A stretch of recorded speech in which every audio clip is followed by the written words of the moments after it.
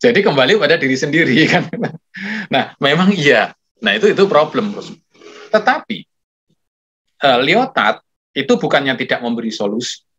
Lyotard itu memberi solusi adalah bahwa kita perlu memahaminya secara mikro. Jadi kalau misalkan Pak Angga, Pak Agus, dan Bapak Ibu sekalian, misalnya mengembangkan AI, machine learning, kemudian mengembangkan suatu sistem bisnis baru, maka kita akan menganalisisnya secara mikrologi atau mikronarasi. Jadi itu akan kita analisis dengan baik dulu secara internal. Tidak perlu diadili dari orang luar. Gitu ya. Jadi kita analisis dulu secara internal, kalau itu memang benar-benar baik, nah kemudian kita coba mempertimbangkan secara global, bagaimana efeknya ke yang lain, merugikan tidak. Nah kalau orang yang lain bikin AI, misalkan yang sama, machine learning yang sama, misalnya sebut saja di Aceh, itu kan beda. Mereka mengembangkan AI, maka di Aceh ini, AI ini harus kita analisis secara internal, pengembangan di Aceh itu sendiri. Tidak bisa yang kita kembangkan di Bandung tadi menjadi judgement untuk menghakimi yang di Aceh.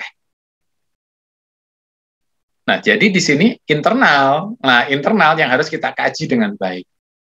Jadi standar yang kita kembangkan di Bandung tadi tidak bisa untuk menghakimi yang Aceh. Di situ ada kemungkinan perbedaan. Meskipun boleh saling belajar. Nah, boleh saling belajar. Jadi AI di Aceh boleh belajar dari AI kita yang di Bandung. Boleh saling belajar. Tapi tidak ada sesuatu yang lebih dominan, mana yang bisa menghakimi. Nah, karena itu akhirnya memang Lyotard memberi solusi ya disensus. Jadi kita boleh berbeda, asal saling menghormati. Nah, jadi akhirnya memang konsensus itu yang bersifat universal bagi Lyotard itu memang harus diwaspadai, harus diwaspadai karena yang terjadi misalkan konsensus ini kapitalisme atau demokrasi. Nah, demokrasi ini kan dikatakan universal, kapitalisme dia katakan universal, sains itu dikatakan universal, itu kan konsensus. Kata Lyotard itu harus diwaspadai. Karena itu jangan-jangan ada kepentingan tertentu. Sebenarnya tidak universal, tapi ngaku-ngaku universal. Sehingga berkembang dari satu wilayah, misalkan dari Amerika atau dari Eropa, kemudian diekspor ke Indonesia, atau diekspor ke Afrika, dan kemudian harus dijalankan dengan sistem itu. Harus terjadi konsensus. Kalau terjadi konflik, maka dijadikan musyawarah mufakat, terus akhirnya ketemu untuk menerapkan misalkan sistem kapitalisme atau sistem sains di Afrika atau di Indonesia misalnya. Nah, menurut Lyotard nggak bisa begitu. Karena konsensus yang diciptakan oleh sebut saja orang Amerika ke Afrika atau orang Amerika ke Indonesia, itu belum tentu konsensus yang ikhlas, belum tentu. Karena bisa jadi pihak yang kuat ini mempengaruhi pihak yang lemah. Apakah secara adil atau secara tidak adil, akhirnya pihak lemah nanti mengakui, menerima konsensus dari pihak yang kuat itu. Konsensus sains maupun konsensus ekonomi atau konsensus yang lain. Nah, sehingga di situ menurut Lyotard, yang pertama adalah malahan disensus dulu. Kita beda pendapat dulu. Gitu. Dari beda pendapat itu baru gimana kita bisa bersama-sama untuk maju. Gimana kita bisa bersama-sama untuk berkembang. Tidak harus ada konsensus. Tapi kalau sesekali ada konsensus, juga kalau memang benar-benar sepakat, ya tidak masalah, boleh-boleh saja, tetapi bukan yang utama. Barangkali begitu, Pak Angga. Silahkan kalau masih ada lagi. Silahkan, Pak Angga. Ya baik, terima kasih kesempatannya.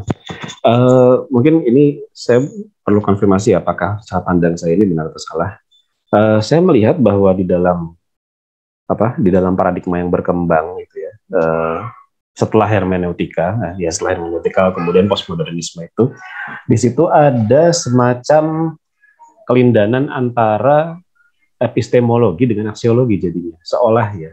Jadi ketika kita berbicara mengenai apa yang benar, itu dipengaruhi dengan apa yang baik dan sifatnya pun partikular begitu.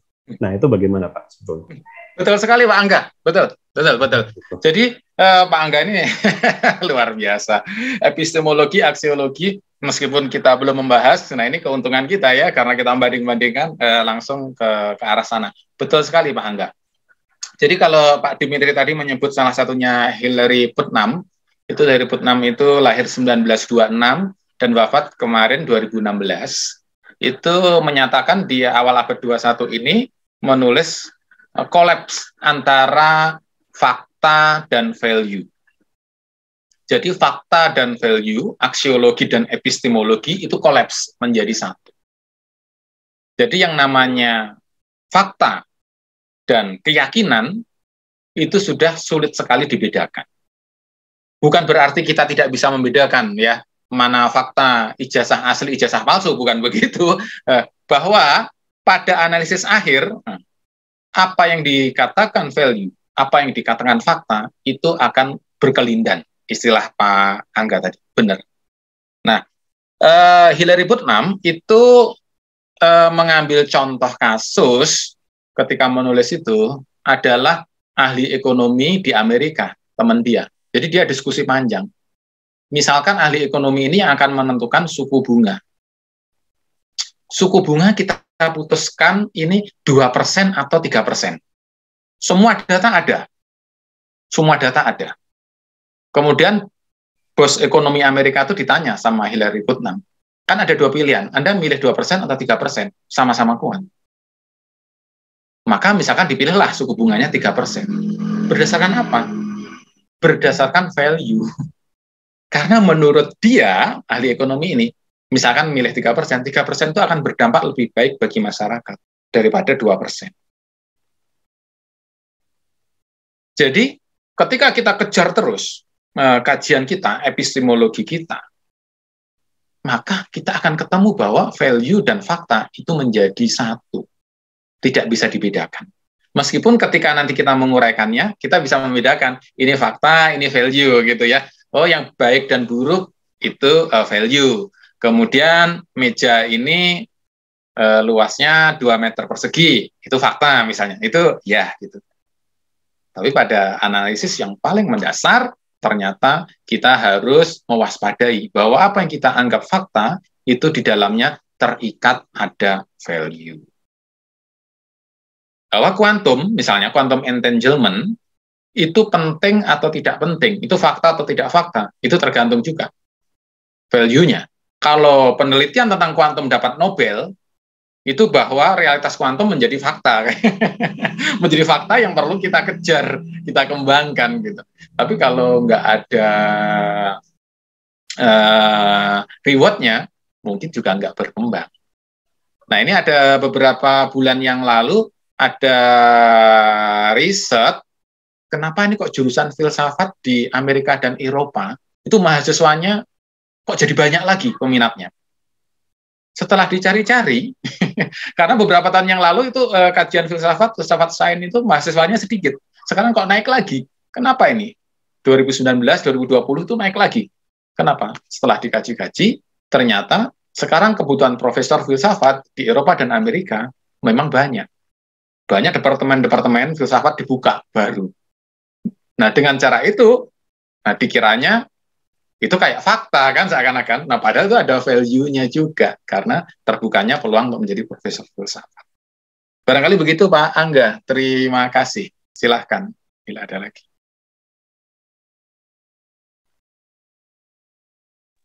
Saya mohon maaf kalau ini bisa panjang. Silakan. Iya, saya melihat ini Pak jadinya terkait dengan adanya mungkin kebauran batas antara epistemologi dengan aksiologi ini. Yeah. Saya melihat di isu mengenai gender ya, dimana kemudian ketika ada mungkin kalau misalnya lugasnya gitu ya terkait dengan LGBT begitu. Nah, pada hari ini kan setelah satu momen ketika LGBT itu dianggap bukan sebagai suatu kelainan kejiwaan,